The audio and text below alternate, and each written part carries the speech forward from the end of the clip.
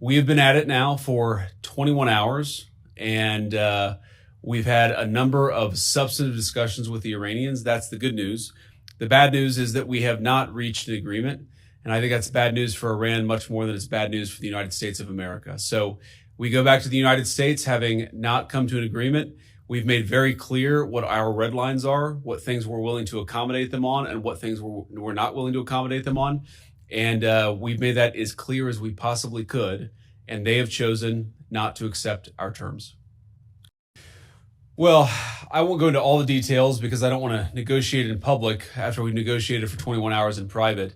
But the simple fact is that we need to see an affirmative commitment that they will not seek a nuclear weapon, and they will not seek the tools that would enable them to quickly achieve a nuclear weapon. That is the core goal of the President of the United States, and that's what we've tried to achieve through these negotiations.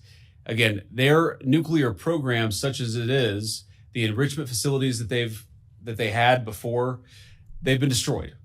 But the simple question is, do we see a fundamental commitment of will for the Iranians not to develop a nuclear weapon, not just now, not just 2 years from now, but for the long term? We haven't seen that yet. We hope that we will. We just could not get to a situation where the Iranians were willing to accept our terms. I think that we were quite flexible. We were quite accommodating. The president told us, you need to come here in good faith and make your best effort to get a deal. We did that. And unfortunately, we weren't able to make any headway. Yeah, obviously we were talking to the president consistently. I don't know how many times we talked to him, a half dozen times, a dozen times over the past 21 hours.